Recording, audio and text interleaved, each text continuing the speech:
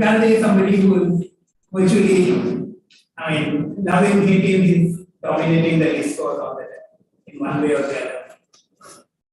Therefore, I would really like to hear from you as to how you think and how I relate to Gandhi. And to begin, what I particularly because most of you, I believe, are in the policy world. That's what is CPPR facing better environment. And I've seen some of the localized policy initiatives on transport and things of that kind that you've done. Yeah, so to me, and that is actually, I'm not a Gandhi scholar by no chance. And I don't want to be a scholar. I don't want to be an expert on anything. Because I think expertise tends to blind us. And one example of that is, we talk of public policy, right? But most of the focus is on which word? On the policies. Whereas the public precedes public policy. The public is incidental. We believe the public is just malleable sand that will flow along our power as we design and enlighten us. It will nudge them or will shove them, and they have no option but to do it.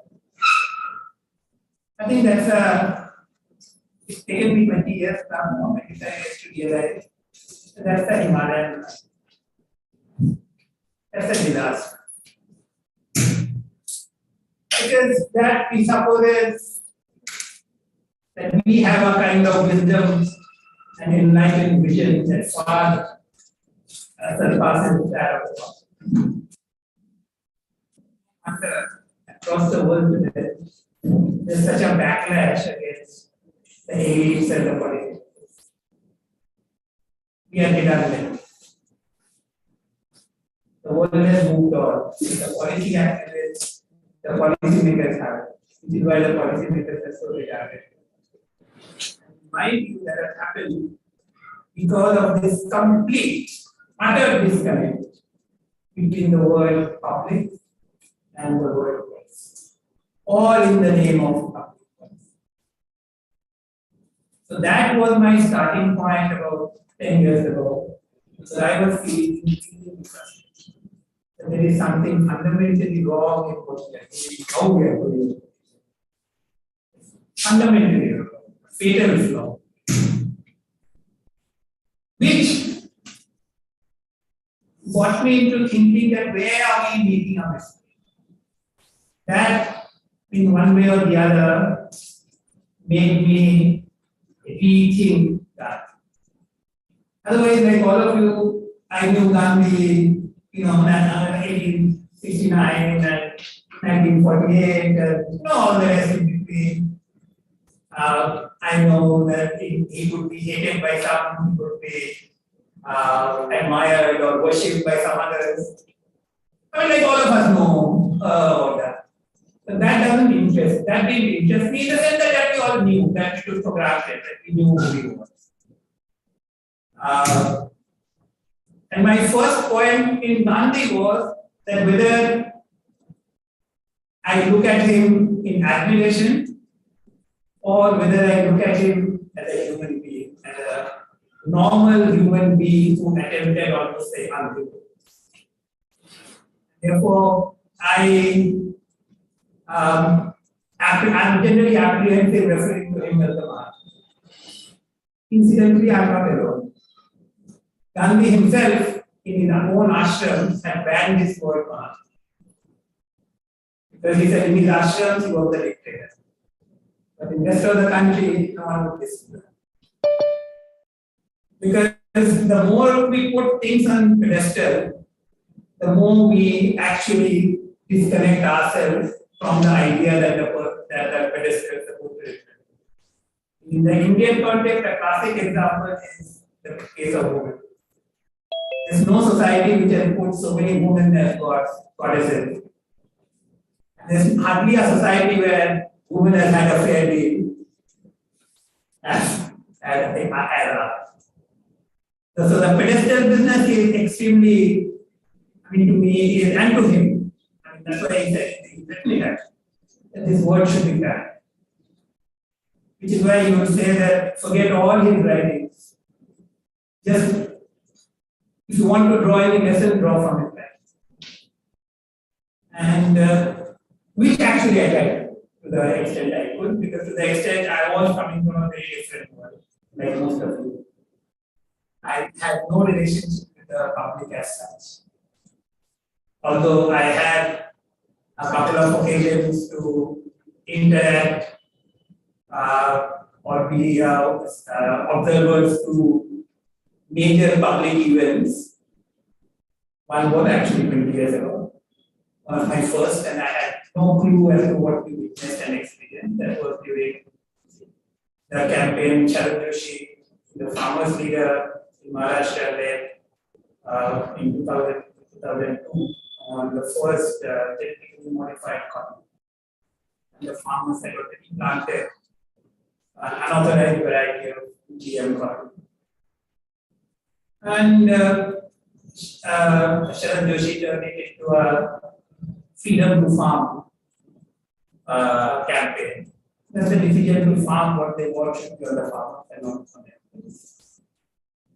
And that campaign succeeded enormously because within a matter of weeks, actually, the Vajpayee government reversed its policy on GM, and the first GM crop was released. Or what happened to GM cotton.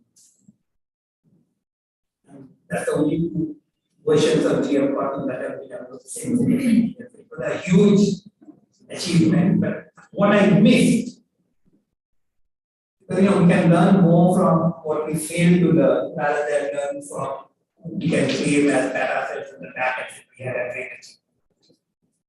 What I personally, and I'm sure many of my friends failed to learn was that movement worked not because of Sharan Joshi. Sharan Joshi articulated what was already articulated by the ordinary farmers, particularly in Gujarat and Maharashtra. If those farmers had not come out to do the kind of satyagraha they did by planting an unauthorized variety of GM cotton without waiting for the government approval, all this would have come to nothing. And the government realized that it's one thing to proclaim a policy. It's quite another to have it adopted and implemented on the ground. But I had no clue that the public played such a big role 10, 20 years ago. So I was a novice. And in today's context, you can see that in the last 5, 7 years, 7, 8 years, two of the major public policy fiasco of the current government have been because of this total disconnect between the public and the politics. Can you name those two? Demonetization of the that's now, that's the recent one. Yeah, and some of you may have just come of age and may not have followed. Yeah, but there was another one, the first one. The Modi government's first major policy initiative, which that in 2004 or 15. That's quite some time back. But I do remember it. 2015. The Modi government came in power in 2014, May, June 24 or 2014. So in 2015.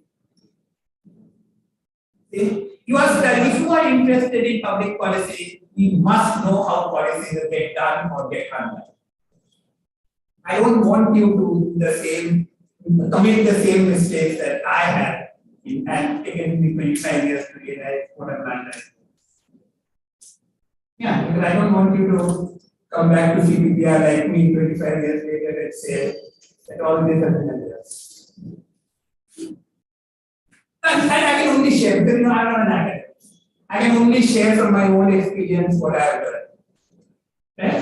And I'm sharing it with you because you guys are engaged in public policy in the immediate context. And therefore, you guys might have things to make me think.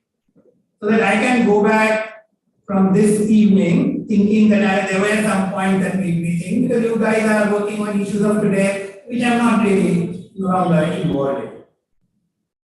I'm quite away from that, this kind of a policy discourse. Right. So I want to take back something. So this is my own way of testing myself because I have no other opportunity. Because unlike many of you, I would never go into a university or get a PhD or anything of that kind. So these are my opportunities. So 2015 was Modi government one of the first initiative and major public policy initiative on amending the newly created Land Acquisition Act of 2013. They wanted to do something about the social impact assessment and the environment. But whatever it was, what were the final points? 3 ordinances in Lok Sabha, thrice failed to pass and taken off on the floor. And that it did go. Because the ordinance rule is that it was passed in 1910. So it didn't work. From January to September, 3 attempts failed, and then the policy was shut down. The farm laws was on the other side. It was the ordinances came, the parliament enacted, and then we all know what happened. To me, I am not going, we can go into the debate of the GM button or the merits or the demerits or the farm law or the land acquisition. I'm not interested in that in this initial business comments. I'm interested in understanding why it happened. Because that will give us some clue into your policy battles today. And to me, the crux of the matter was and is the disconnect between the public and the policy. The grand policy advocated grandly, if it does not resonate, it will fail. Which in contrast to, for instance, demonetization and things, which work politically irrespective of what impact it may have had on or the GST for that matter. Yeah, I mean, to me, both are disasters, one way or the other, but still, it had a political traction and they were carried through. Which is what is the task of the political side of the policy. Have the public on your side. We think that's their job. But I think if we outsource even our understanding of that to them, we will be at the mercy of the policymakers who may at times approve of what we are suggesting, or at times simply criticize. Yeah, so in that context of understanding the relationship between the public and the policy, I think Gandhi is fun. Because no Indian has been able to get the public engaged on issues for a 30-year period on such a consistent basis. And no one has been able to initiate the kind of changes. And Viacom, just here, 30-40 kilometers from here. The Viacom report is a classic example of how policy advocacy worked. And I think getting better. For instance, I don't know if you know because it's fresh in my memory because I just saw it in the past when I was coming. And I refreshed my thing because it struck me that I'm going to a historic location. We should celebrate its centenary. The Travancore state was generally considered to be quite an enlightened set of people. I mean, not just one king, but such a thing. Yet, we all know that Travancore had some pretty, what should I say, atrocious social customs and policies. I think Vivekananda was scathing regarding some of such policies or cultural norms in Travancore. But in 1865, 50 years ago, there was a proclamation that the public roads would be open to all castes. Which was 150 years ago, all castes will be open. 1884 and around that time, 20 years later, there was another proclamation by the government that the government will be severely displeased if people don't implement this public order of letting all cars pass through public roads. And in those days, nobody walked. You don't have anything for most people. They just walked. There was even court cases after the second proclamation. Because then the question was, how do you define a public? So they defined, then the court decided there were two categories of roads in Travancore. One is the road that is King's Highway, where the King's proclamation should hold, that then all cars should be allowed. The other was the village road. The village road, the community, whatever their customs, they can do.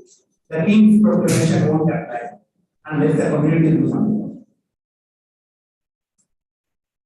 It was that originally interested Narayan Guru to take it up in, because Vaikom was one of the areas where Kochi and he himself had a bad experience. So the campaign started. Basic satyagraha, that we will walk on the road and we will accept whatever the punishment that the state might offer, and which is the Gandhian strategy of satyagraha. Gandhi himself came and met and initiated the campaign. That was probably 24, around that time, 1924. Less than 10 years after Gandhi returned. Then what's interesting is that how Gandhi knew very little of it. Obviously, he knew very little of it. So how he prepared for such a. So during his discussion with the followers of Narayan Guru, one thing he realized is that this is a relatively more literate audience. And that awareness played a critical role in initiating a campaign of that time. This was perhaps one of the first mass campaign. Because Champaran, mass campaign on a specific issue. There were other campaigns in the 1922, the non-cooperation movement. They were mass campaigns, but they were mass campaigns on the general boycott of things. But this was on a very specific social issue, the first of the major caste issues that Gandhi wrote.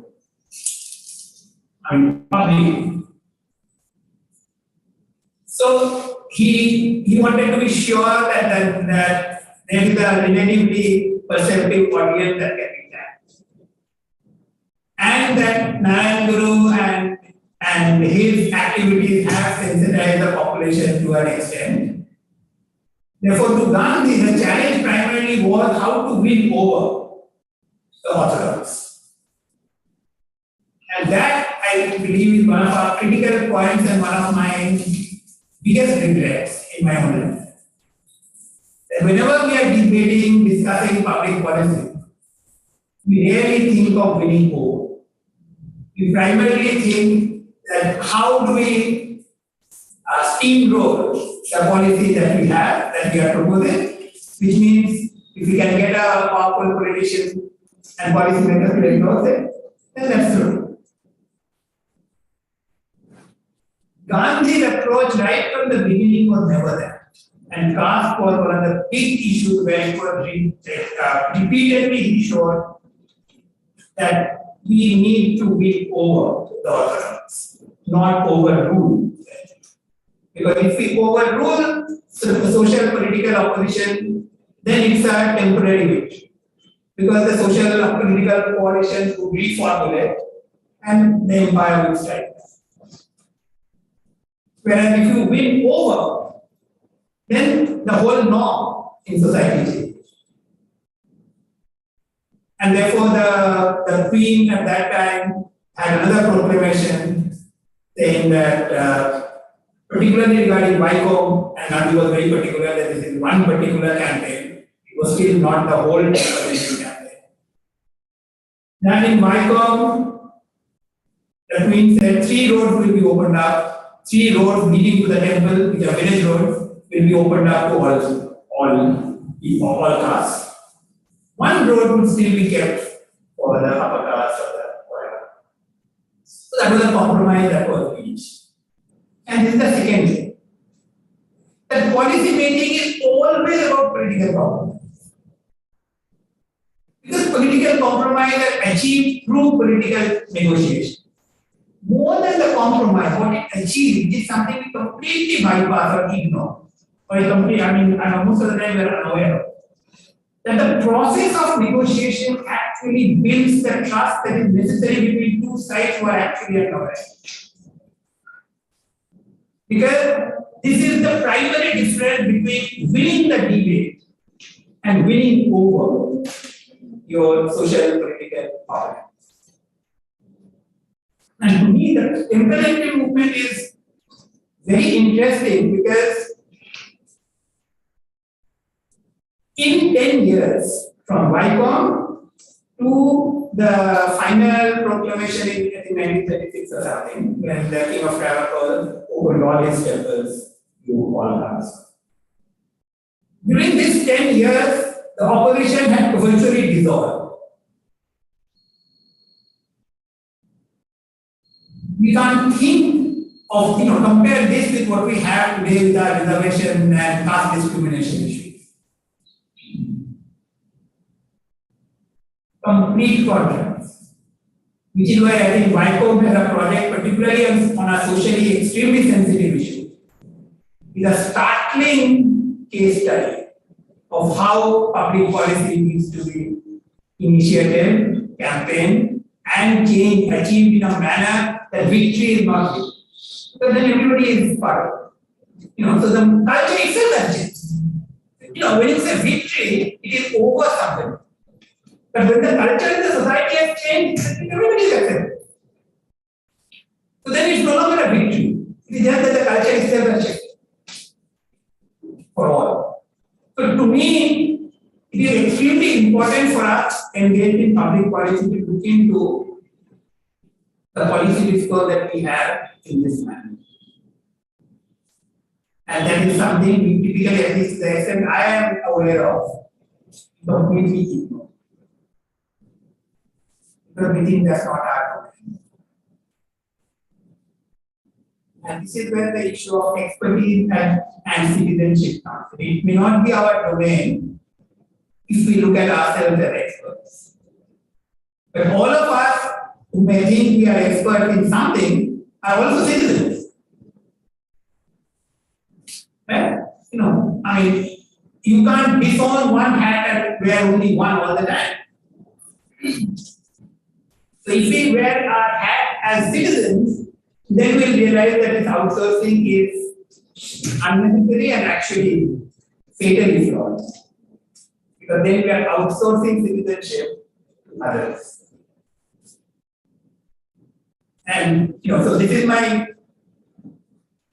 what should I say? Since I had to speak something on Gandhi this year, so as I was passing through Wycombe, it gave me an opportunity to refresh myself on Wycombe and how Gandhi did it and how I see it.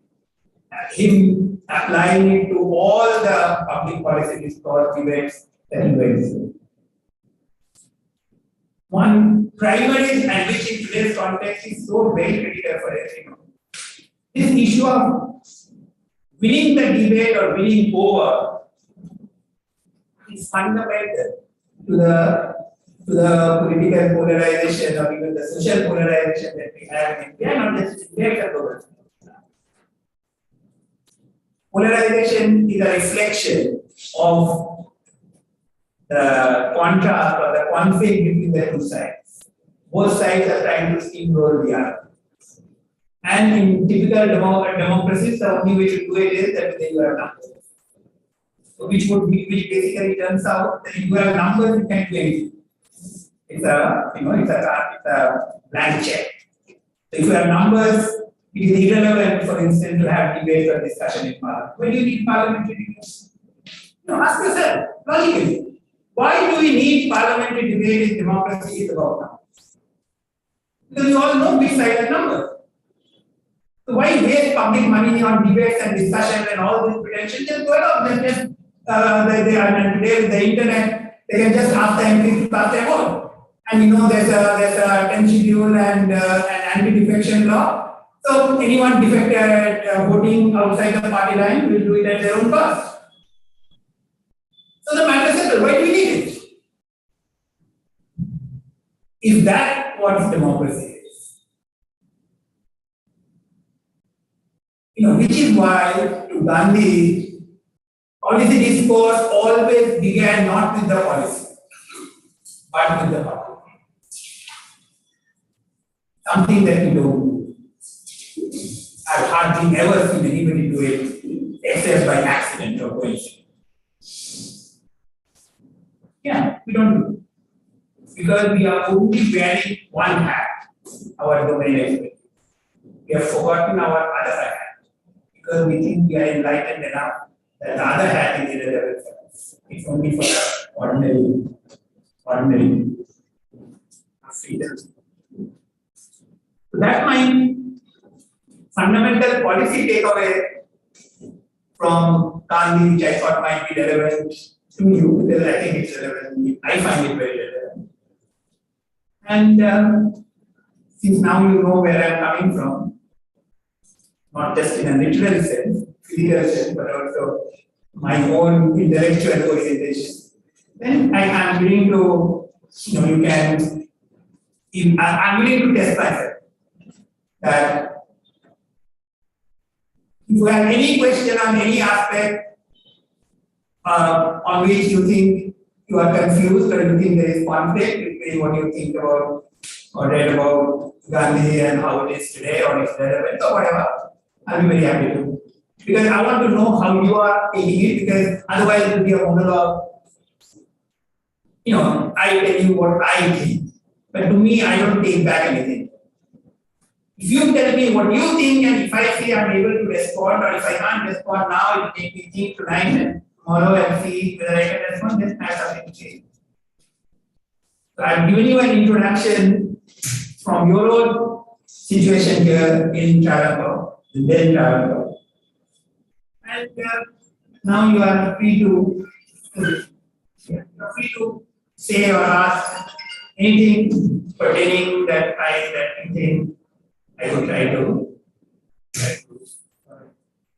share my thoughts. Because this is something last 5-7 years, this is something that has really got interested me. Yeah, please. So I missed the introductory part of the conversation, but so I've been a political science all through. So I've had many instances to read about Gandhi, to read from his own writings, and many academicians explaining Gandhi to us.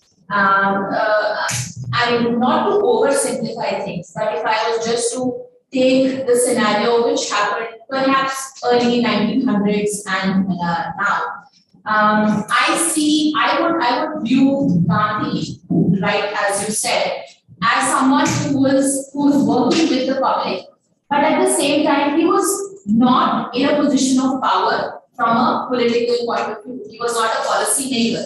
So he was, at some point, he was an intermediary between two very big, one on one side, the political parties and the Queen, and perhaps the public.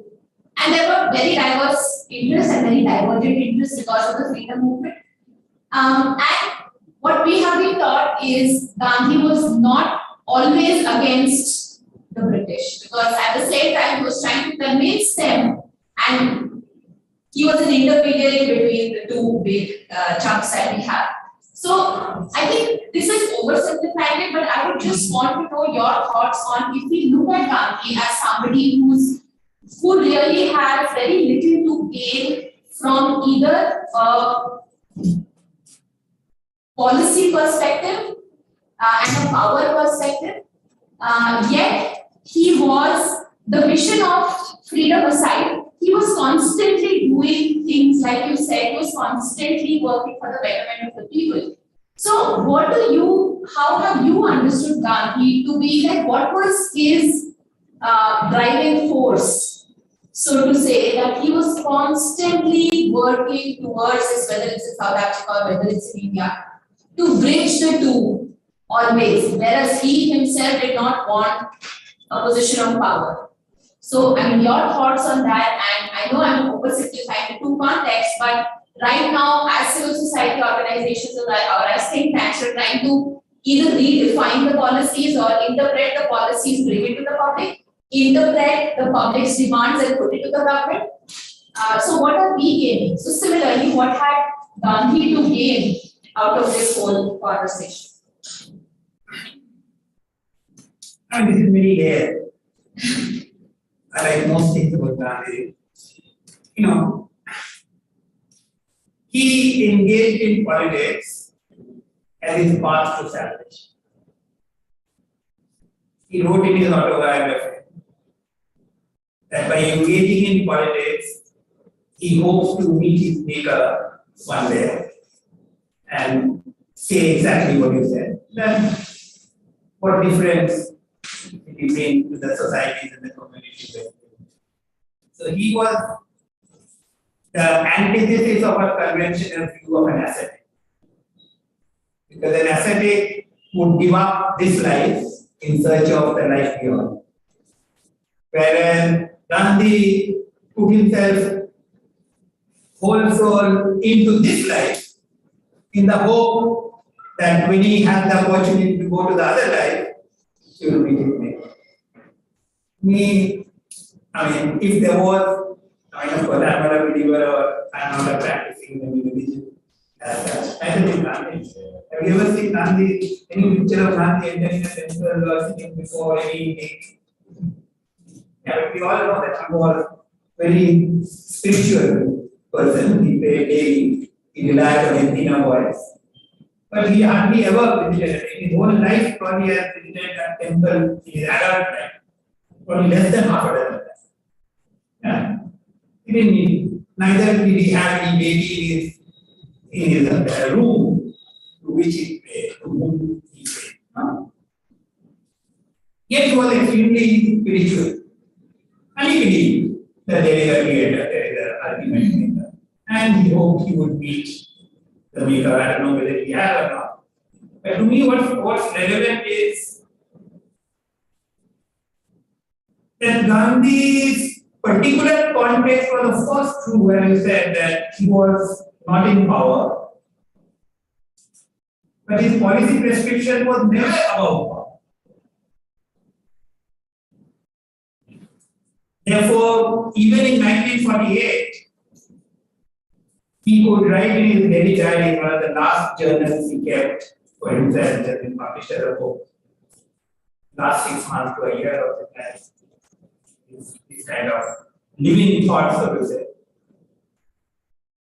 He wrote that, and which has been very consistent. Two things that have been very consistent right from the basis of that. One, that there is no victory over others. There is no other. It's a common community. If there are differences, the differences have to be resolved, and both sides would have to come to a common winning position. So there are winners on both sides. There's no winner, there's no victory over others. The victory of invariably somebody else. Secondly, which is another something that as public policy advocates we generally forget. Gandhi was perhaps the only politician, practicing politician, who recognized the inherent problem with structures of power or state. There has been no politician before or after Gandhi who could so clearly, categorically, consistently say that every action of the state is a manifestation of power.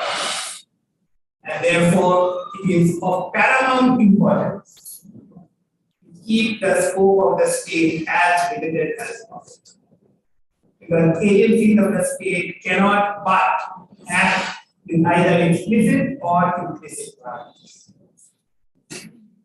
These two propositions are very consistent right through all his public life.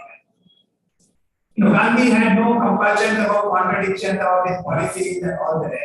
For the simple reason that, just like I began by saying that I am acknowledging my failure in 25 years today. So Gandhi consistently changed positions. One reason because he was negotiating, another reason because he himself was learning. That's why he called his life as an experiment. That's why he could say that he could burn all his books and writings, just see if there is any lesson in his life that is relevant for us.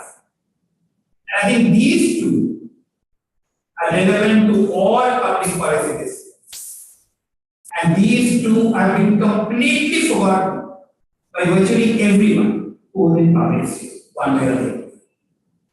We think that democracy means majority rule, which means the majority has the right to do whatever on the minority or whoever the minority is. Secondly, we think our problems can be resolved by leveraging the power of the state, ignoring that the violence implicit in the state would end up normalizing violence in society, something Gandhi was fundamentally concerned about. Therefore, he would not, for instance, just look at the temple this way. The king, of course, gave a proclamation because in those days the king, it was king's temple. But Gandhi didn't advocate for the king to do it. Gandhi advocated for the people to acknowledge that this is not something that is necessary. So, Gandhi was extremely for, cow protection, for instance. He was a vegetarian for most of his life. Except his childhood. For all effective purposes, a vegetarian also, or in fact, even a vegan. But he didn't ask the state to pass a law to protect the cow. Gandhi fought against prohibition.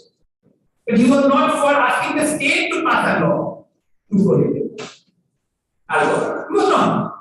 To me, we completely miss Gandhi when we look at it as pills to be taken.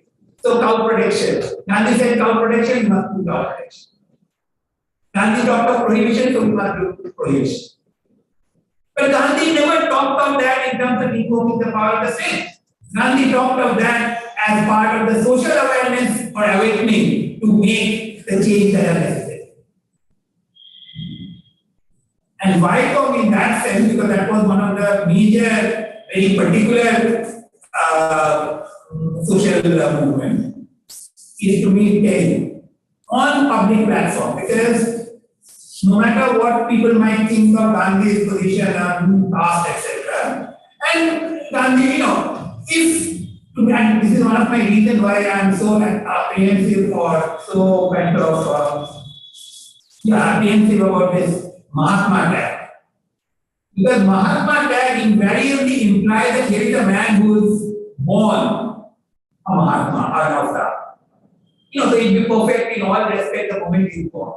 Of course he was not. His whole life story is about the enormity of the mistakes that he has done. And so I'm not surprised that his views on caste change, or his views on gender change, or his views on many things change. But the fundamental thing, and the fundamental is how do you achieve change? In how do you achieve change? First is your opponent is not your enemy. And if you see one of the I found it very interesting later that Dr. Radhakrishnan had compiled a book on Gandhi's a commemorative one on Gandhi's 70th birthday in 1939. One of the letters came from General Smarts. General Smarts is a man who imprisoned Gandhi in South Africa for 3 years, and with whom Gandhi had about 10 battles for the almost 10-15 years of his life in South Africa. Yet, General Smart, when he left South Africa, General Smart had said that he believed that the Mahatma is leaving South Africa. And Gandhi gave him a leather shoe made of cow leather, a slipper, not a shoe, to Gandhi, because in the jail, Gandhi had learned, like in the prison, prisoners have taught or asked to do many kinds of labor. So this was something Gandhi learned, and how to make use of leather product. So he had made a slipper, and he gave that slipper to General Smart in 1950. In 1939, along with the letter, General Smart sent the slipper back, saying that he was not big enough to fill the shoes that Gandhi wore. Winning over. There can't be a more powerful emotive acknowledgement of what winning over is or can be. But we think number is it, or we think power is it. The same thing with the other system. That Gandhi initiative hardly ever sought the state. Which is why you can see the difference in performance. Most of South India escaped what happened in 46 to 48. But much of the east and the west didn't, particularly Punjab and Bengal. And I come from Calcutta, so some of my family members were interested.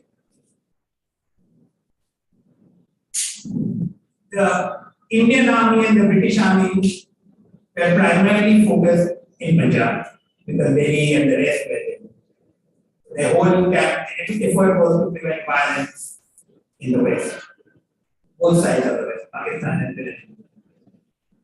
Gandhi was alone virtually in the East, in Bihar and Bengal, undivided. And this was just months before he was shot.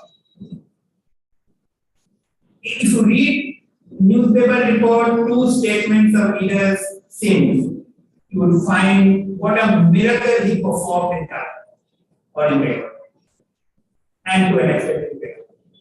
And the biggest example of a miracle in terms of calming the passion in 1946-47.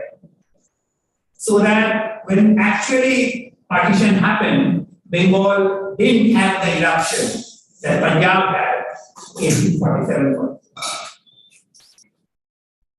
If Noakhali campaign moved, he spent more than a month there walking through.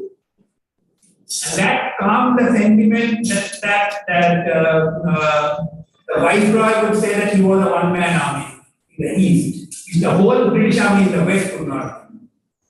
And when he was killed,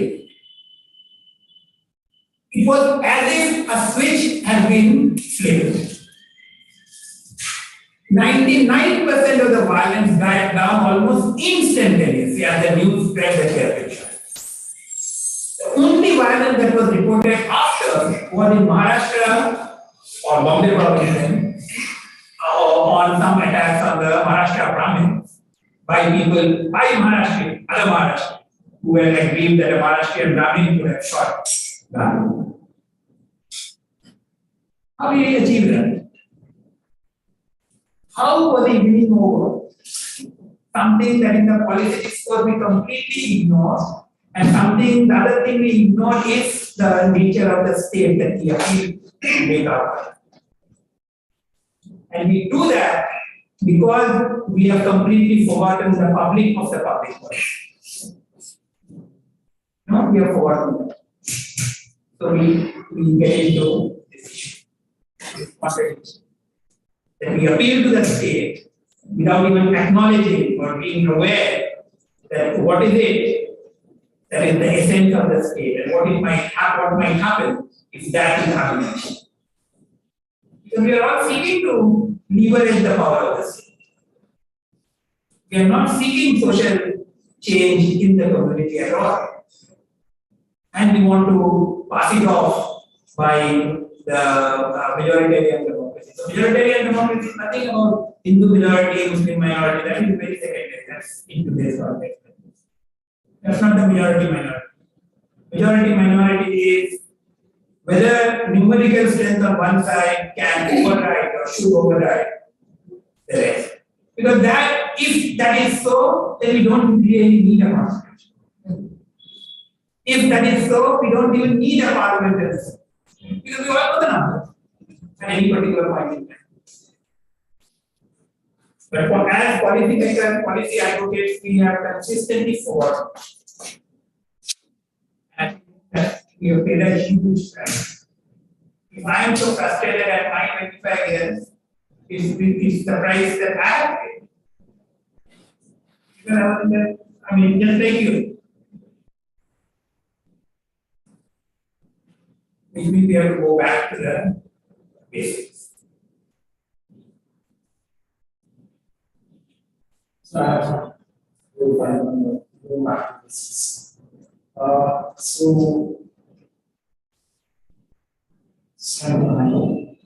I'm saying that, so according to us,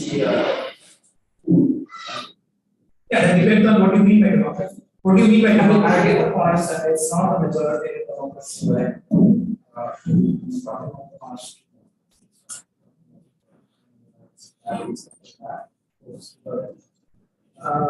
Then the question is, because you said there is a point that is a disconnect between public and policy. So if you do back some theory, so if you look at the social contract, this is very fundamental. Because you're saying that, and you were talking about a time where there was no state. When people are doing all this mass movements. Yeah, of course. Right now, we are in a modern democratic system, whether it is authoritarian or the constitution that we are talking about. In that setup, we have, that's the system we have, right? The design of the system is like that, you have the representatives, so the MPs or the legislators. So it is supposed to be, there is, so the disconnect.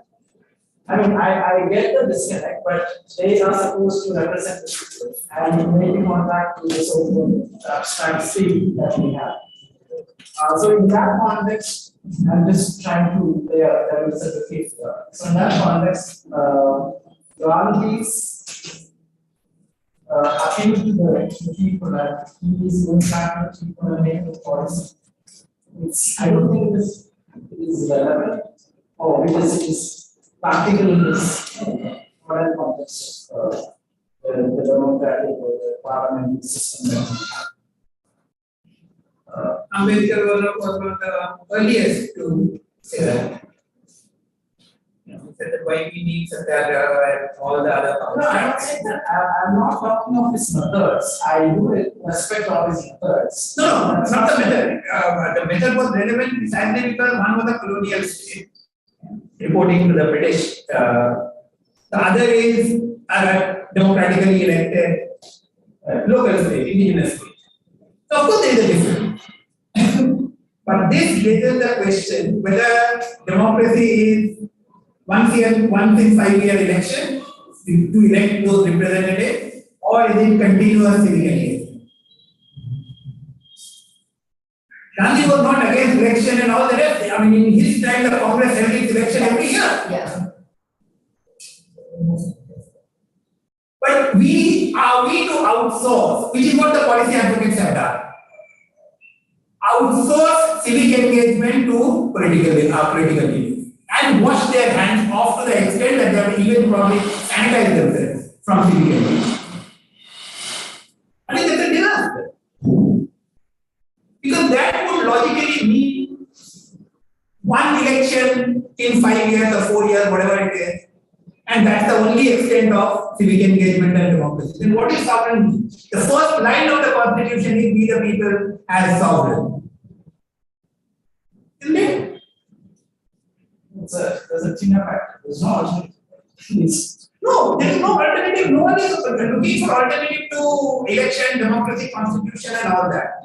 But the root needs to be nurtured in order to hold the edifice and the superstructure. What we have today is the root has rotted.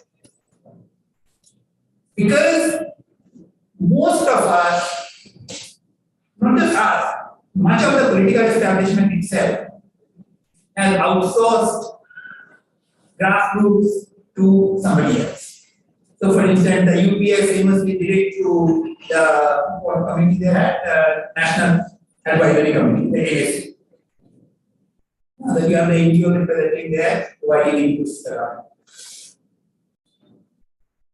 Gandhi spoke, did not, in fact, in his life, he completely refused to dissociate or compartmentalize economics, politics, or spiritual, or whatever.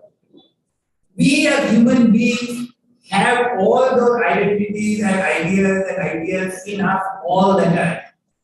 The question is, we tend to think some are relevant, others are not. Some give us an expert domain, others do not. And we focus on one and not the rest. That is our fault. So we can't. All of us are wearing all those identities with us all the time, whether it is ideological, whether it is biological, or whether it is identity, social identity, whether caste or religion or things like that. We are all with that. We cannot just simply say that we are only focusing on this and the rest will take care of itself. It will never do. Which is why if we have a problem with our politics, it is precisely because we as people have given up or surrendered our sovereignty. And therefore the so-called expert politicians are making the head. Yeah, because they claim expert domain in their domain, which is politics and elections. And we claim our domain in policy and things of that kind. Or in the ideas domain, or academic would say that you can write a book and propose a new theory. Yeah. It is this compartmentalization of life that he was completely against, because I think, even I am now, I think this is why I said I don't want to be an expert, which of course I never wanted to be. I mean, you are an academic, you said, and probably in political science or political economy or whatever. I'm an engineer. So I come from a completely different world, But to me, it doesn't matter. I don't want expertise. I really don't want expertise. Expertise is necessary only for the limited domain where expertise is necessary. You want to construct a house? Of course, you need an engineering expertise to know how much load this beam will carry. If you are ill, you need advice of a medical professional to see what kind of medicine or what treatment you require. Of course, you need that. But that is only in one limited domain. It's not that you have outsourced everything else, and then we complain, and this to me is the irony. Then we complain that we are mere cogs in the world. We are not, we surrendered. Right. I think there is a problem, right? Because then you can't identify or operate as a politician. Of all the politicians, whether you call them as a Democrat or socialist, whatever, identifying him as a politician is why?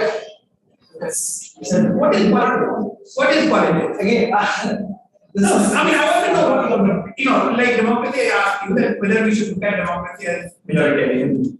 Majoritarian, not in the Hindu majoritarian current context, but majoritarian in anything. Any government that comes to power with a majority, Hindu or not, it's a majority. In simple terms, what I meant, placing in a particular. Yeah, to me, the way I understand politics coming from outside, politics is fundamental about figuring out a way to mediate the differences that invariably come if 3 or 4 or 5 people are dealing with a common issue. It happens in every family. Every family has to decide at some point whether the children's birthday would be at a McDonald's or at a mall or this, that, and the other. Somebody has to negotiate, and that negotiation typically does not happen with the state. Most of the time, the parents are not with the state to discipline their kids. Most of the time, they are negotiating to figure out how much, like today, if you go for a movie, maybe next month we can go for something else. That is politics.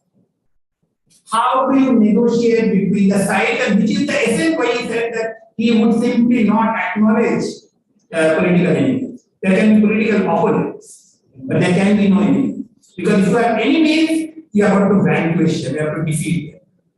If they are opponents, You can engage, negotiate, have a compromise, discuss, and and come to a common agreement.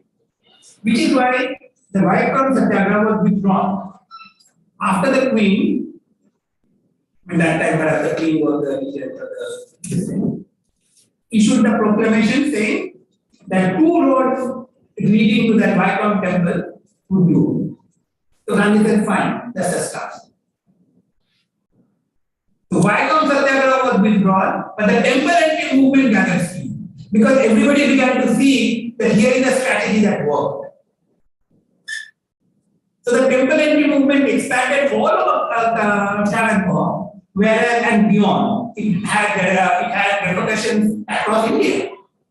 And you can see a kind of a contrast that happens. Here was Gandhi and Narayan Guru trying to lead a movement from the bottom. And the state and the Orthodox were responding to. And it was not that they initiated it. Like I said, it was first initiated by the king himself in 1865, long before Gandhi was born. So it was not that Narayan Guru and Gandhi initiated this kind of this road thing. Because like Vivekananda said, Kerala had many social norms which would be quite disgusting even Vivekananda's time, which is end of the beginning of the 19th century. End of 19th century, beginning of the 20th, he died in 1901 or something. Yeah. So Kerala, like many other societies, has many problems. But because Narayan Guru was a local activist, a spiritual leader of our segment who was trying to mobilize, and because there was a general belief that Kerala, which was also true, had a more literate audience, therefore issues could be raised people could be sensitive to issues if they are raised in a proper way. So the campaign Gandhi accepted the other campaign. Which is the first step. Is the ground ready for the issue that you want to pick or the battle that you want to fight? Champaran did exactly the same thing. That you have to choose your battle as to whether this is the right condition, right moment to be able to attempt this. Because it's very ambitious, Just think, this was accepted as the norm for I don't know how many centuries. Here was somebody who, on the one hand, claimed to be an orthodox Hindu, Gandhi himself. He claimed to be a Sanatani. Yet attempted the most audacious social, religious, ritualistic reform that India had ever seen. That is politics. And he was achieving it by mediating and negotiating, not going for the jugular, not trying to kill off the opponent, like take it or leave it. For instance, the campaign would have said that the third road had not been opened. Only 2 to the temple had been opened. Therefore, the campaign will continue. Perhaps this is what I wait for this time. Because today, the state, it's working with the state, because we do have spiritual religious investment now, and they can lead stuff in their community. But the political system that we have with the state, the government, all these constitution on the road, I don't think it's, that's why I said I'm not saying it's not relevant, but it's not practical. Let's look at 2 issues which are already said where the government says. This government, with a majority power, twice. One with an even larger majority says. So which means what you are saying doesn't really hold when it comes to the drugs. The secondly, I think one needs to, like I said, one needs to understand that, and in fact, in the Viacom case itself, in the 1930s, after the India Act, the 1935 Act, which gave local democracy elections representative to different parts of India. So Madras was the presidency, Travancore was calling off, because Travancore was a separate principality under British protection. It was not considered part of British India. It was an independent principality like 500 others. Yeah, princes, yes. But Madras presidency was a Madras presidency. Much of South India was there. So Madras presidency had its election, and Rajagopalachari and the Congress, obviously, like Congress won in most places, so Congress won. Rajagopalachari actually passed the law on this temple entry and the road issue. Because Travancore it has happened in 1934-35, just a few years later, it was wrong. Rajagopalachari had very limited success because he had not prepared the ground. Whereas when the king proclaimed in 1934 or 35 here in Travancore that the temples are open, they were open. In Tamil Nadu, the protests are still. Even today, there are roads on which some people cannot go. That's the difference. Yeah, sorry. No, you can continue. No, otherwise I will continue. There will be no end. So. No, I lost track of what I was. I'm So sorry. there are leaders, a lot of leaders, spiritual leaders, or I could pick out the most simple example, Ramdev or Sadhguru. They are two very different characters, but they are doing things on a very large scale, and we might not be viewing policy exactly as so. We are not going to come. The government will not come out with state or national. They will not come out with save the soil policy. But they will, what they will encourage farmers to do is crop rotation, more organic crops, lesser of rice and wheat, switch to vegetables because that is how your soil gets nutrient, right? So that awakening the consciousness has to first be developed. When we talk about Gandhi, correct if I'm wrong. When we talk about Gandhi, at that point, the people were already going through a whole lot of freedom struggle, right? So there was a lot of consciousness. Now we've dulled down into the state of not wanting to discuss or talk or speak. So they are doing that where you first invoke consciousness and then people start actually acting up on it and then collectively come together and do things, whether it's nationally or globally. So yoga was not a thing in India until it was a thing on the TV, where suddenly everyone's just doing yoga. Then it became a day that India would celebrate. I won't give him the credit because Ramdev happened before Modi happened. So That's what. It is not actually, firstly, it's not about spiritualism. Because Gandhi was not segregating spiritualism and the rest. It was about something that you believe in. Yeah. And something that you want the society to move towards. Society may or may not agree. Yeah. But then you have to figure out how to. And the other thing. So it's not about spiritualism as such as in the case of Ramdev or Sadhguru or anybody else, the current generation of spiritualism, because they are religion. Gandhi had no religion. Yeah. He was not talking of religion. Second, that is the spiritual. That you are committed to, fundamentally it's some kind of a moral code that you are going to practice and follow. And you are applying it to yourself and to people around you. The second thing is that the mediation, like I said, the political mediation starts from the community and it grows. What we have done is that, of course, in the families there will still be some degree of negotiation.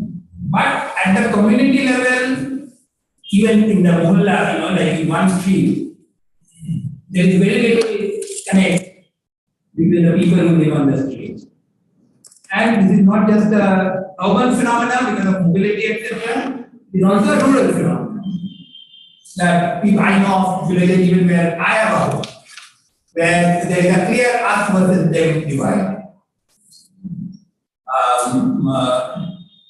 Which is that because we are looking politically, we are looking at politics from a distance, therefore we are not able to talk to or approach fellow citizens as equals.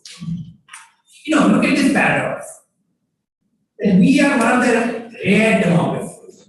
There is still electorally functioning democracy. Forget the rest of it. But at least we are an electorally functioning democracy. He told me what election just here. Yes. Yeah. So we are an electorally functioning democracy and people do win and lose and the governments can or do change for years to the time. But our electoral democracy is limited to the election part of politics. Whereas today our whole conception is politics is about election and politics is about power. We completely ignore that politics is fundamentally about mediating. And if you are mediating, then you cannot have the other side in your head. Something Gandhi held right from the South Africa. And the other side is not clean. Smart took 40 years to recognize that Gandhi was not his thing. When he returned those shoes saying that he is unfit to fill in the shoes that Gandhi wore. That is what mediation is all about. The identity-based spiritualism or religious gurus won't do, because they have their particular version of spiritualism, and therefore they would not go beyond that identity that they were creating.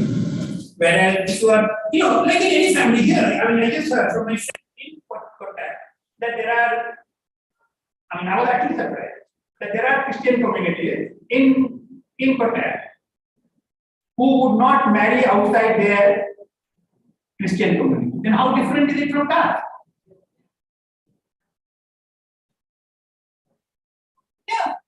That if you have a norm and what you are trying to enforce the norm to whatever extent you can, isn't it strange that J.R.D. Tata, one of the tallest parties India ever had a problem qualifying as a Parsi because he married a French woman, and that there was a debate regarding his own cremation by Parsi norms, although he was the single biggest benefactor, contributor to the Parsi institution that there are in India, being the richest, tallest Parsi that there is. That is what identity brings, if you want to get Puritan in terms of your identity. That is not political mediation.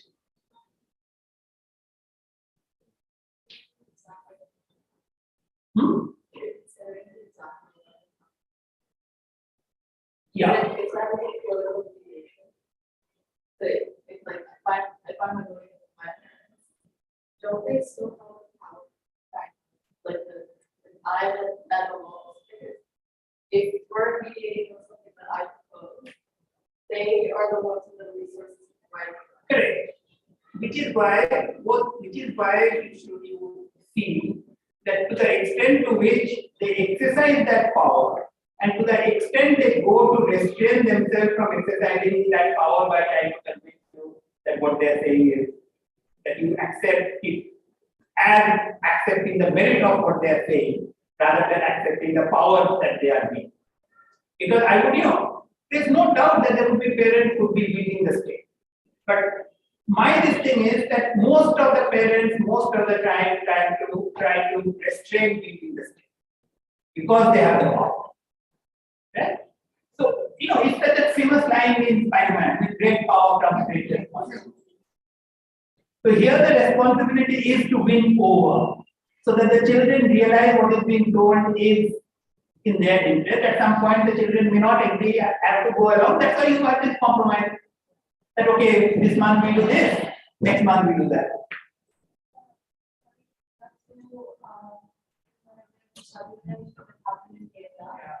Would you say that comparing and contrasting the violence against Shabbat issue, the government was very drastically down and read over the population and trying to, as you said, like to feed them in the process? Would that be an issue where Shabbat is like Yeah, this is exactly what had come to my mind 2 years ago, 3 years ago, when the Supreme Court judgment came. And I spoke to some lawyer friends in Delhi also, came from the Supreme Court, that to me, this was a classic contrast between what happened 100 years ago and what's happening. A classic contrast, not with the government has given the responsibility. Society itself failed because we have, this is the price that we pay when we hand over sovereignty to power. So you're saying that there can't be a state. There has to be some No. state. State should be there. So Gandhi was not an anarchist, he was not calling for revolution to overthrow the state. At no time within the state should not be there. The point was to recognize what is the nature of the state and therefore restrain it to the bare minimum where it has to respond. Which is why, isn't it amazing that Gandhi as a practitioner of non-violence actually actively recruited youngsters from India to fight in the First World War. Why? And he said that to be a soldier of Satyagraha, you need to lose your fear of death. And the only way you can do it quickly is by joining the army or the military. Because there the fear of death, you have to lose the fear of death when you go to that. And then you say that you come back, renounce the gun, but regain the power that you have gained over yourself, that you have controlled yourself. This is exactly the same thing. That if Sabarimala was an issue, it needed to be socially engaged, and Kerala is the best example, which had the classic demonstration of something that happened in real time in the shortest possible time. Because the king's original proclamation was 1865, whereas the final proclamation declaring all is open is in 1934. That is 70 years. And by the time the final proclamation came in the 10 years of campaign, the whole opposition had given. The tragedy was here we were taking it as an identity issue, as a political issue, as an us versus them, that we the enlightened and they the ignorant. So we were taking it as our identity, whether you're for this or you're for that. We were not thinking of winning over at all. We are not thinking of engaging at all. And this is exactly what I asked some of my friends there.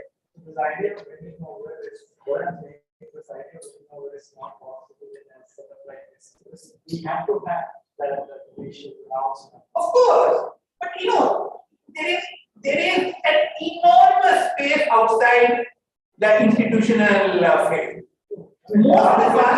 Most of us live outside the institutional. And in India, with our kind of informal economy, 80% of Indians earn their livelihood through that informal outside the institution. So what are we talking about? It is the outsourcing that I am opposing. It's not the institution. The courts can rule, or the governments may want, the political parties because of their minority, the politics may want something or the other. But where is the civic space? That is what we have surrendered. And to me, Kerala is a classic example on this issue of Sabarimala. Because here in Kerala, Vaiko did happen. Here in Kerala, the first temple entry, the success of the temple entry came not because the king ruled, but because the public acted. No, the courts were there. The courts had ruled. Every prince had a court, yeah.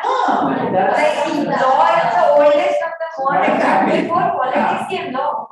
I'm talking about the constitutional courts of the present. They had I'm trying to compare it on that. Institutions will always be there in whatever form. So obviously, before the constitution, there were other kind of courts. Yes, And the courts had ruled in the 1880s. That is how this whole Narayan episode came about. Because there was already a preceding proclamation saying that the roads had opened. Then a subsequent proclamation saying that if you don't accept it, it will greatly displease the government, which means that the government can take penal action. Displeasing the government means the government has the power to act, respond. Still, Narayan Guru was violated in terms of going on that road, and despite the proclamation in practice, in Vaikom, and I'm sure that was the norm in most parts of Travancore, walking on the road was restricted, particularly road going to temple. So it didn't matter what the proclamation was. The society was not ready. So if Sabarimala, it doesn't matter what the Supreme Court judgment is if the society is not ready. But who is taking the onus of instigating, inspiring the society to come to negotiate, come to Government should take the role of the regulator rather than being the facilitator. Like where they down and then taking the. I think the government, government in an institutional setup, government has a problem like you are saying. Government of course has a problem because it has to operate within the constitutional framework that is there. If the Supreme Court has ruled in one way, it is a legal obligation of the government to implement that. But to me, that is only one sphere in the expertise domain. That is those who are in the arms of the government have to figure out how to do that. But what about the social sphere? That is why I give the family example. Because that is completely the social sphere. 90% of the time children are not going to go. Right? I've gone to court anytime against 90% of the time you are not doing that. Because the parents know that they have to negotiate to an extent, even though they know and you know that they will the power. So we all know the constitutional institution. So given the situation on the ground, implementation would be a challenge. what I am sad and what I think is what we have missed, all our policies. So either this issue is a very good example to understand how politics and society interact in very practical situations such as micro cancer. Because this is exact practical. Only some detail of the description, the criteria is different. That is about women at a particular age, this is about caste and all. But that's the matter of it. There's somebody who wants to ask a question. Oh, you have one man. Yeah. I didn't even know what it means to be alive.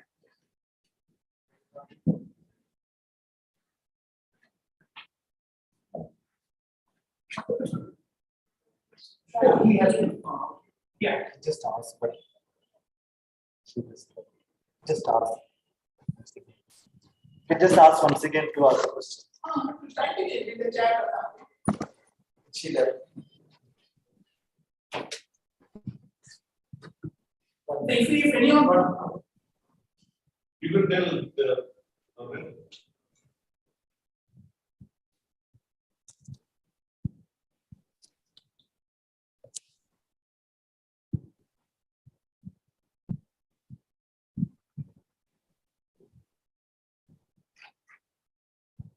Yeah, am I audible? Yeah, yes. Yeah. Sorry. I actually wanted to be there in person, but I couldn't be there. So I'm just putting across this question to you. It was a pleasure listening to you. I only felt that we live in an India where it's no longer the same where Mahatma Ji lived. And we are a country with so many Indias that is overlaying one another. And what Gandhiji achieved in the Vaikam Satyagraha, I don't think today we would be able to do that for two reasons. One, we are so ideologically divided today than we were then, because then the common enemy was just the British. And even though we might have had the urban class, the elite English-speaking class, we were in India which was in unison to fight a common enemy, whereas today we are having multiple and not opponents, like you said. They are more like internal enemies that we are dealing with, and that's where the negotiation becomes difficult. Have I lost you? No, we can tell you. Yeah.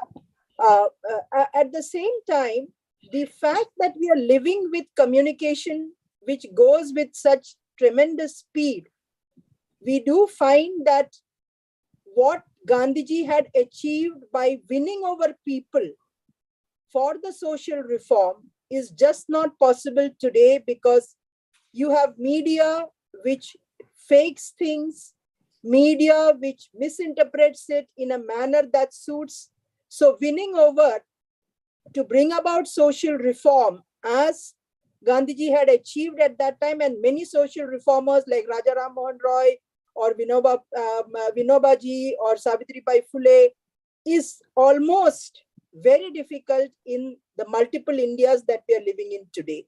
So the relevance of Gandhiji, even in the context of the Sabrimala case, as someone had mentioned earlier, where it was not just a question of pollution and purity, but also an ingrained gender bias, which dominated the entire discourse of entry into the Sabrimala. I just wanted to know your take on it, Professor Mitra, because it is deeply troubling to see how we are placed today.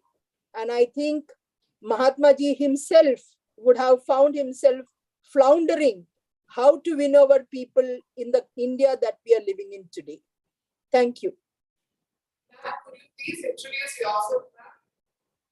Yeah, I'm Dr. Shakila Shamsu. I was with the Ministry of Education, and I have been an OSD with them, though my substantive post is in an academic institution of IGNOU. I retired in 2020, and I had been sort of privileged or been a part of formulating the present national education policy which for me, if I was in a personal face-to-face situation, I would have asked you, how do we win over people to accept a policy which seemed to have a lot of divergence among the stakeholders who need to implement it. But that's being apart, let me focus on the unknown Gandhi that is the conversation today. Thank you very much.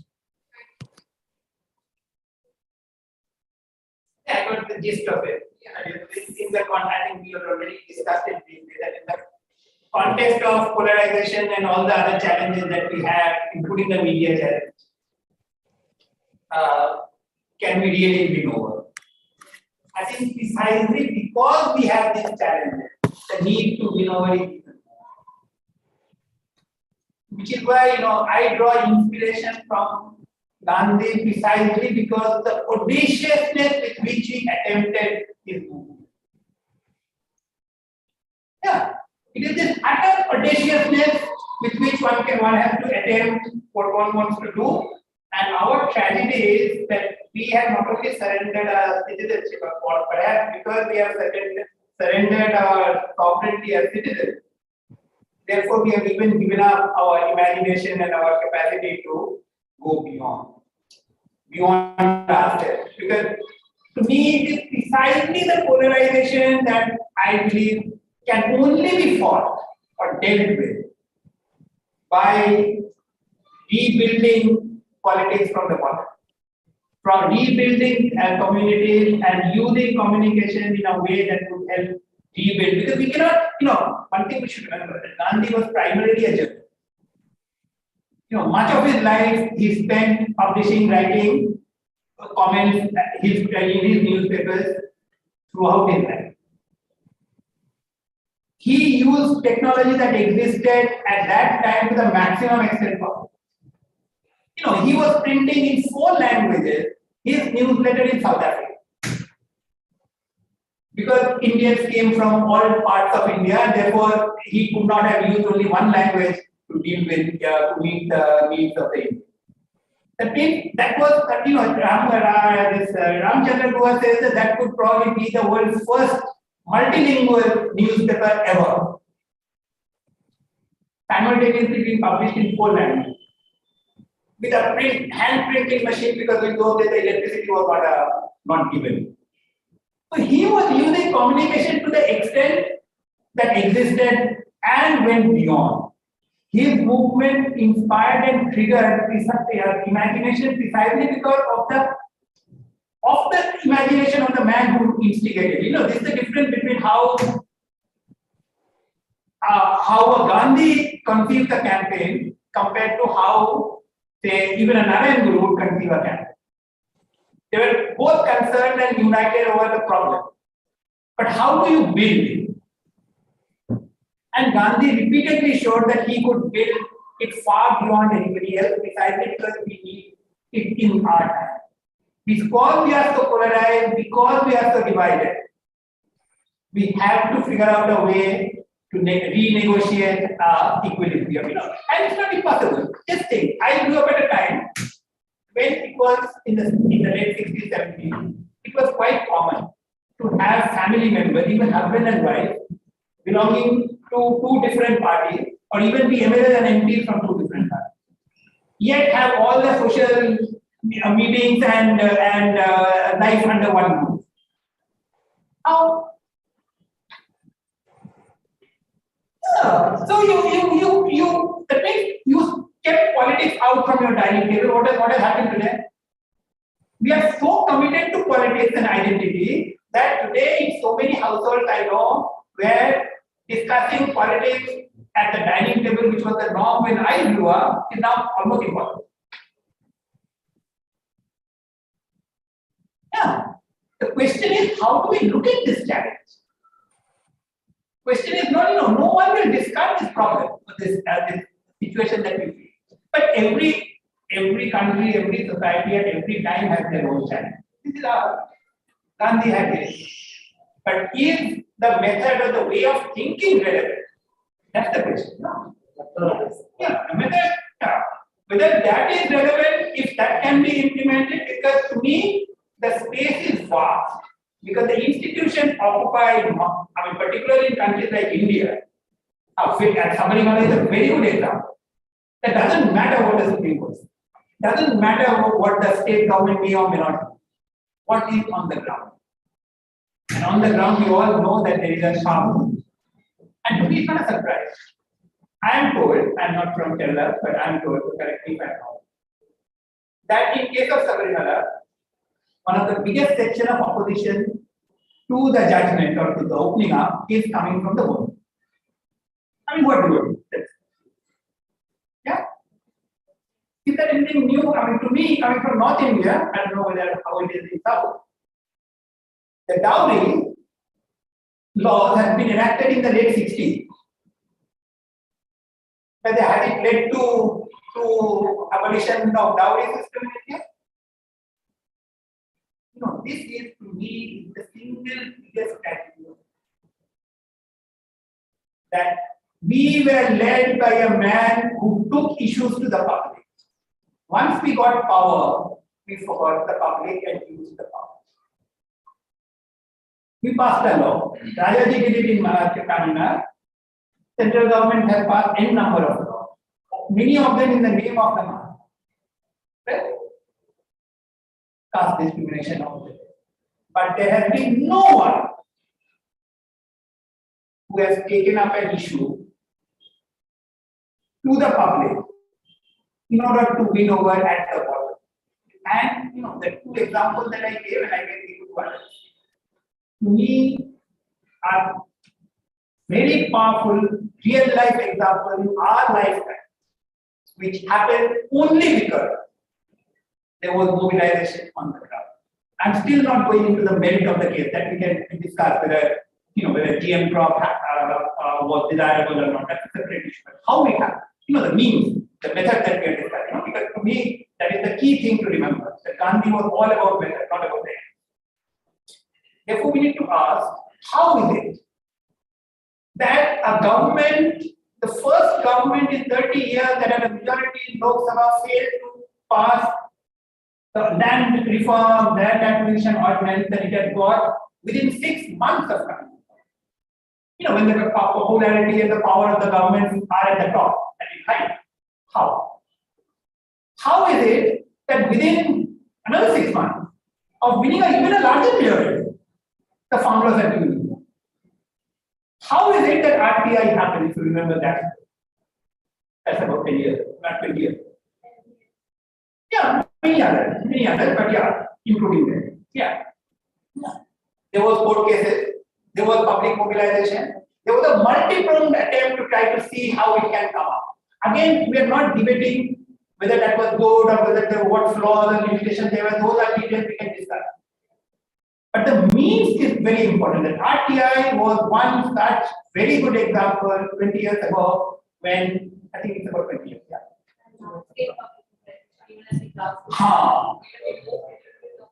Correct. That mobilization, that sensitization, which got reflected ultimately in Parliament. That is what is reflected in the news. Same thing happened, another one I know, which happened in around the same time, 2006 or 2005.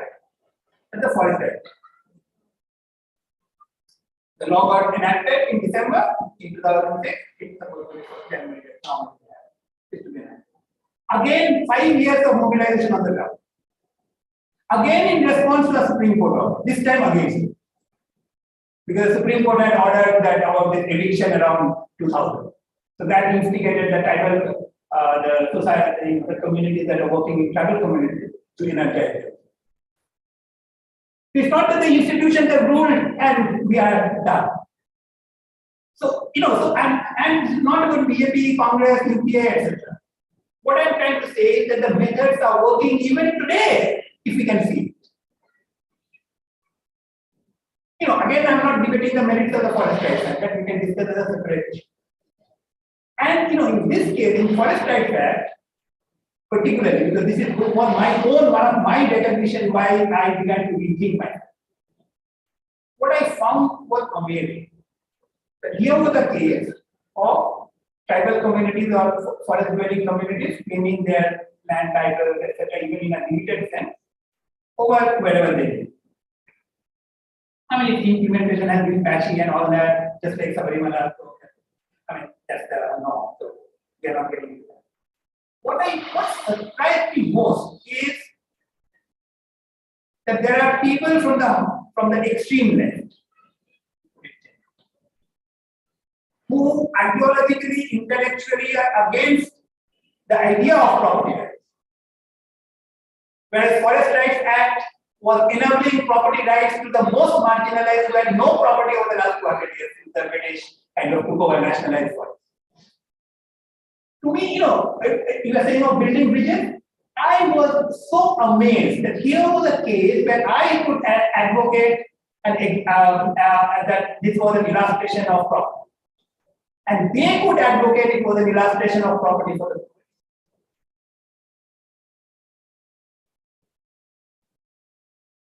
ideologically, if you look at intellectually, you would say, yeah, there can be no divergence.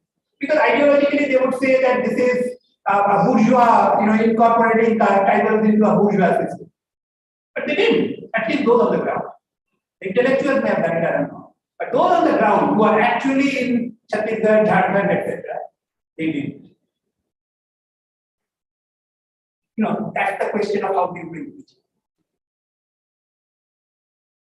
And this is the mindset. And do we need to build bridges? Or do we think, it's just like family. Parents have the option to use the stick every time. But very few parents, I'm sure, do that. Not because they can't, not because they don't have the stick, but they think it's not a very good approach, and the means is not a very good means to adopt all the time. Sometimes, not all. Now, that made me think that all the talk of bridging, to me, this was like, communication kind of a exercise. That how do we bridge the different, etc. But this to me was my personal first hand. That what kind of bridges are possible in the most divisive, intellectually, ideologically divisive environment. So I can't say that bridges can't be built. And that man shows what kind of bridges. The Rameshwaram bridge would pale into insignificance compared to the kind of bridges that we get. We need to be audacious.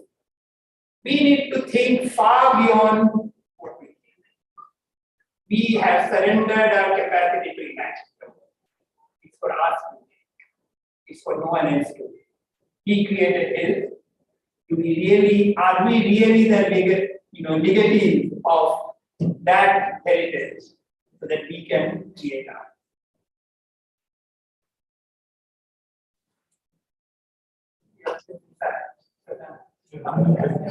He was very tired of me since he knows me from Delhi.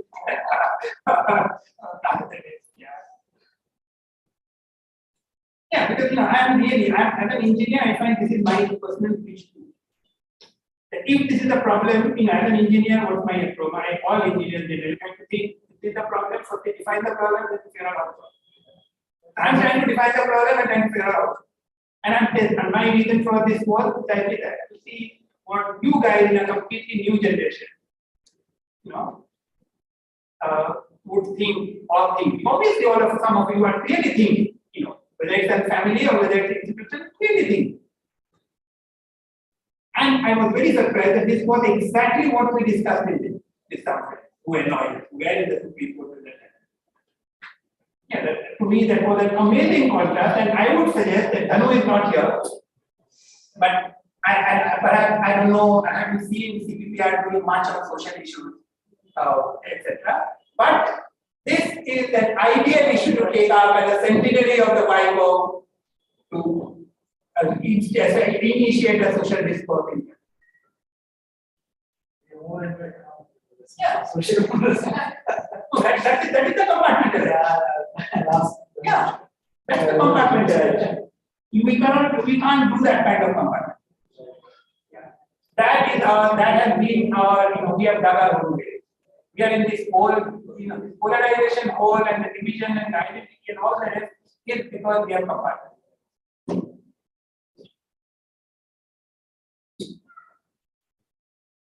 Okay. Any more questions? Yeah, I think India, like I said, I want something to take back. Otherwise, you talk of economic liberalization, that's about market and competition and choice, right? So what am I gaining if I'm not profiting from this exercise? Right? This is nothing. Last point you mentioned about marginalization of this is one thing we were discussing like today on engineering, but bringing to the intersectionality and license issues where presently I think there's an overemphasis on the economic and financial aspect where we are isolating the social and political factors from a lot of issues, which I also one reason why there is also an issue in the market. So now there is like even with the market pages and one issue is economic conflicts right to then to isolate the social factors. But you not just isolate, more than. Yeah. And to me, the example that I gave are classic of how politics override economics when it comes to that. Because I know on the farm laws, I know many friends of mine.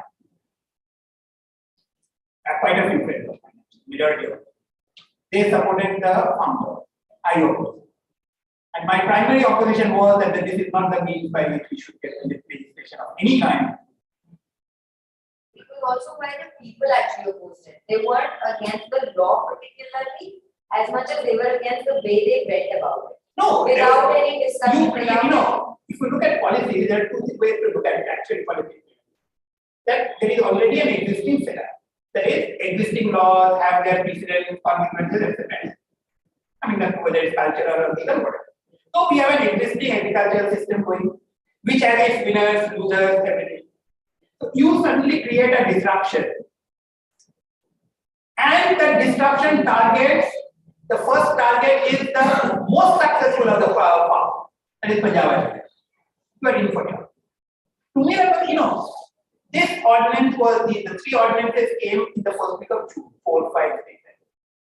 I think 7 or 8 June at that WhatsApp is still, I sent my first comment on that to some of the friends, including some of the top-notch agriculture, with whom I am making personal contact, and some of the farmers leaders. That these laws are going to primarily trigger the debate away from these laws to it. Exactly what I thought. How did I know? I didn't have a crystal ball to see. This is exactly the intersectional analysis that you need to do. That you have an existing system. Who's the winner? Who's the loser? Whether the winner is going to be in a position to dominate the discourse, they would. Because those who, how do corporations, Adani, Ambani, and the rest dominate their policies? Because the larger you are, the more influence you will be. So instead of, and to me, this is another example that think of sectors that India has actually made with some problem. Aviation, mobile, things like that, electricity. Where there are a lot of private players, there is a degree of competition. How has it happened? It didn't happen by taking on Air India 20 years ago when Air India was a monopoly. Air India could be privatized today because Air India today is 10% player of the market. 20 years ago, Air India was 100% player in the market. You try to privatize Air India? You go to cronies like it happened in China and Russia. So then, I know some friends would say that is privatization. To me, that's a disaster. And India's success story, beginning with Maruti, which was India's first privatization after the nationalization. How did it happen? Rajiv Gandhi opened up the automobile sector in the 80s. Maruti privatization happened 15 years later. And it was a gradual process. By that time, Maruti was just one of the dozen automobile makers that were in. So this is what ideology can blind us. I've been warning many of my friends, including blinded me. Because we believe in globalization, privatization, liberalization, etc., there could be a completely blind. We look at them as identity issues. They're not identity issues, they're practical issues. And to me, the way I relate to Gandhi precisely because of that. I'm an engineer, I'm looking at a problem, trying to break it down, trying to understand how it can be resolved. He was an engineer, a master engineer. To break down a problem, to figure out what is the right condition, to initiate a particular kind of a campaign. And even he had only 3 major national campaigns in the entire 35 years. For almost 40 years, 1950 to 40. Yeah. Only 3. Yeah. Because Vaikom was very local, although it reverberated elsewhere. Champaran was very local, although it reverberated and established Satyangraha and two other means of living. Only 3. The 1921-22, the non-cooperation movement, the salt movement in 30, and 42 the 20. It's not easy. Just like Jobs could have only one computer and one iPod to his credit in his 20 years in IT. Yeah. It's not easy. But that's what you aim for. You aim for as high a, like you are aiming for the Himalayas. But at least there. We would not succeed every time.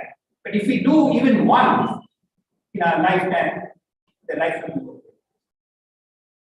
And he attempted to do that. Amazing audacity. Barack Obama's audacity would fail in comparison to what he has done.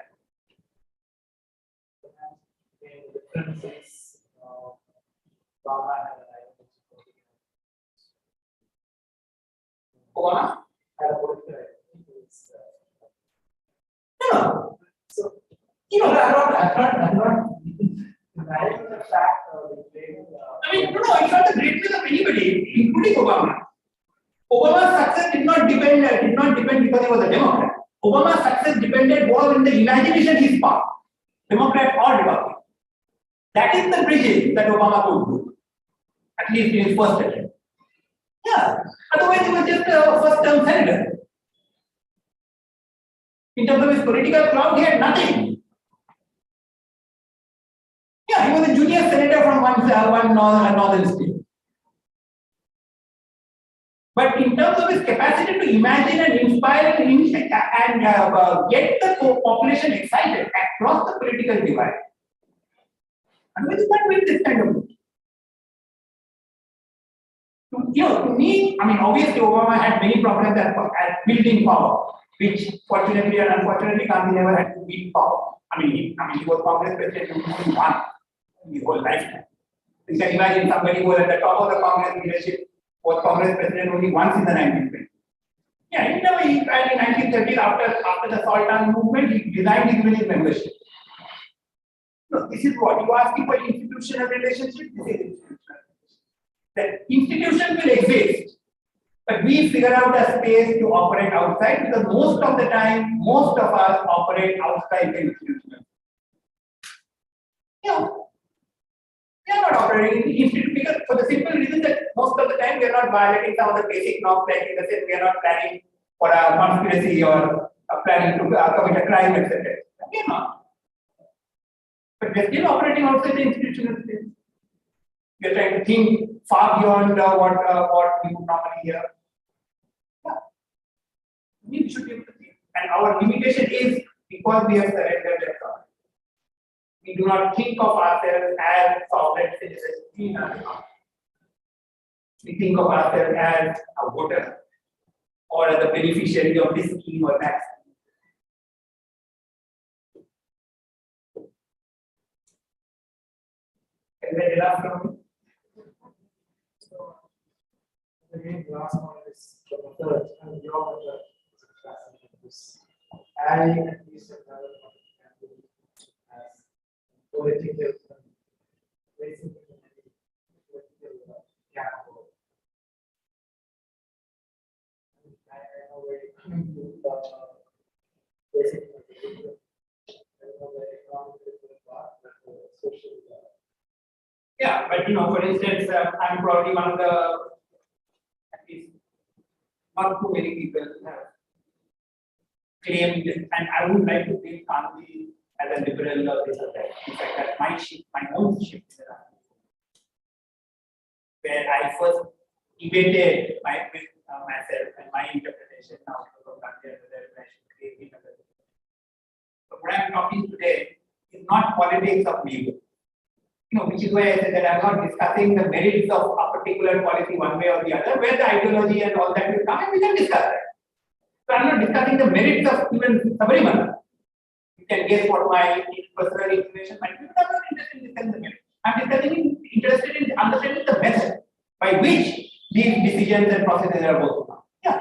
So that is independent of ideology. That means we are talking about metapolitics. In that sense, Gandhi was a metapolitician. He could, and he did. He could claim to be a liberal in his writing. He could claim to be a conservative Sanatani. He could claim to be an anarchist, and he could claim to be a socialist. Because these are only topical labels that we have used for particular segregation.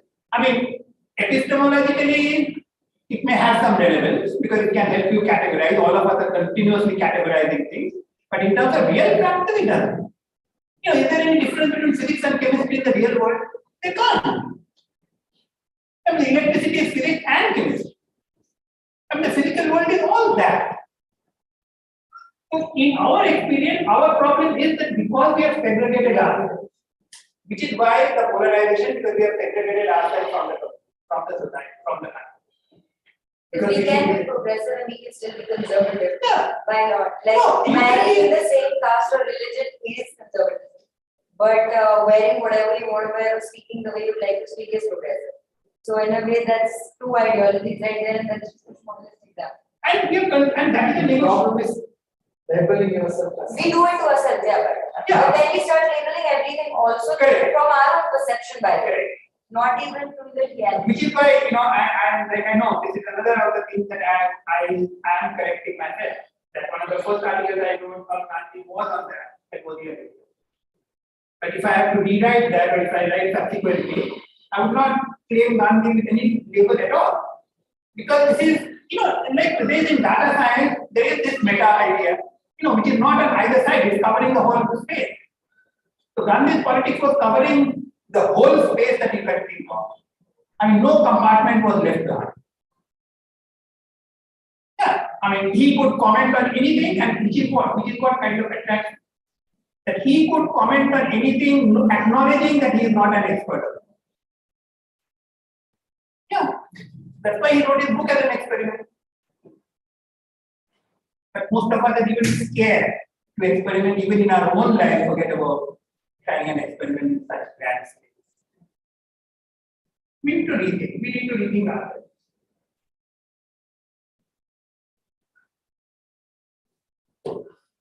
That's quite a discourse. I will tell some food for thought for you to take that home. I'm still looking for mine. Oh, I need my food for thought, right? So this is my opportunity to test myself. Think, see with how far can I push myself. Yeah, it's a microman. It's completely anything thing. For the simple reason I just passed here, I was thinking I'll come here. So, and to me, I still think that this is a very good case to for CPPR as not just as a real life issue, but as a practical issue to understand how society, politics, governance, they all interact. Yeah, these are very good. So this is a concept more for the policy.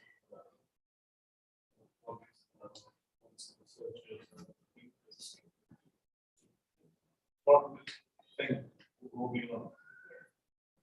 So this is quite a challenge that we are. How do you go beyond? Discover your own self. The potential is not that it's coming from somewhere else. We discover ourselves. Like I'm saying that I know that I'm enormous. If I have to relive my life, I try to do it very differently than what I did in the first place. Yeah, it's not leading to, because we have to take responsibility. That if the world is in a mess, it's us. The government's a mess, it's us. Yeah. So we elected them. Yeah, but just elected. Even if we didn't elect them, then we didn't respond. Election is just that, that's what I'm experiencing about the, but there is another thing. For example, I think there's a recent book I've been trying to recall it for 2 days. it's a decent book on Indian democracy by, I think, a sociologist, an Indian sociologist based in London. She did this survey, the sociologist anthropological survey. And the question was, I think I mentioned it little earlier, why do poor vote? And poor vote, and she found it empirically, because that is the only instance when, irrespective of caste and income inequalities and all the others, they feel they are equal with their masters, because everyone stands. That's the power of it. That's the power of it.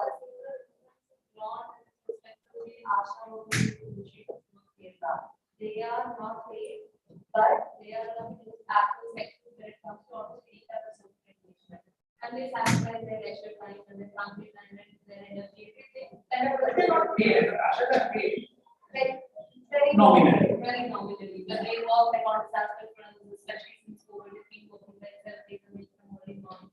So one thing like I had a short point on this. One of my interests from my interaction with that, they feel empowered by their voices being heard in the political arena and the public arena. So one reason they come forward to do the work is not at all the economic incentive, but rather this part they feel by being part of the other process. Yeah.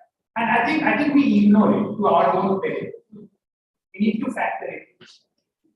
Because the politicians are making use of our surrender. Also, people are just focusing on economic and I learned that when we only social aspects of these issues, who are up to trade, you will be focusing on the economic imperative of making incentives.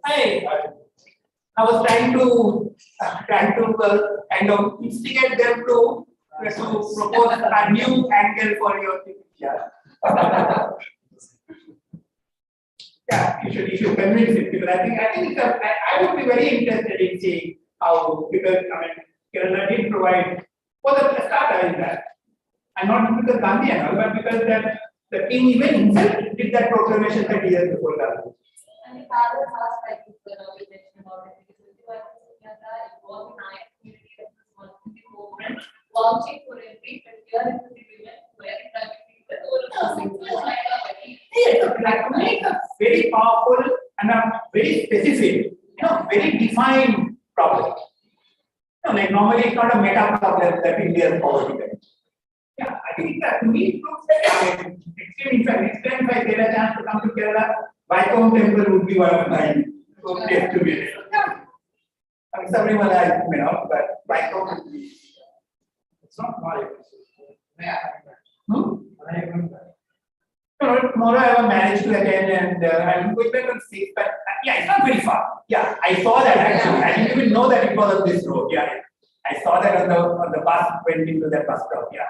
Actually, I sent a photograph of that to my friend to ask, is it the same Vaikom? That is the same Vaikom. Yeah. But I didn't know. I really didn't know. Otherwise, at this time I will not have the time. But if you do this project and if you are engaged in it, I'll be very interested to know what kind of findings that you come up with. Yeah.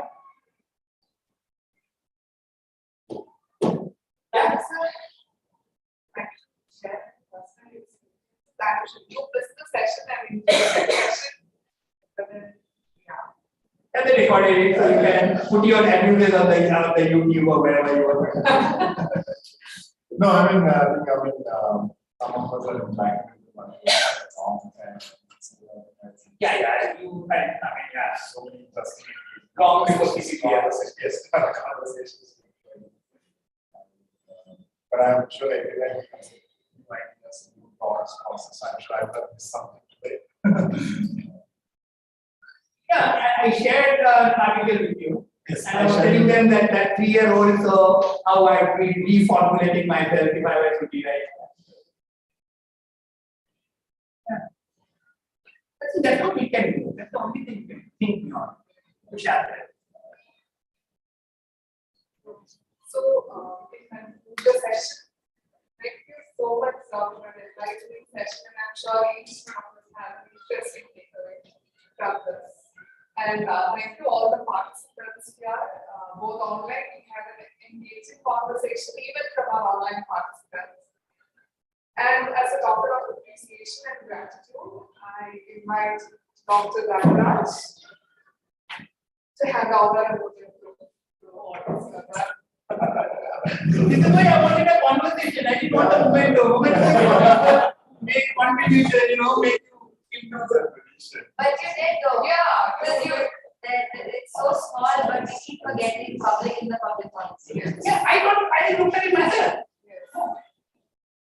No one will recognize it. 20 years old. The other thing, another generation, another outcome. No, but this is a fail me.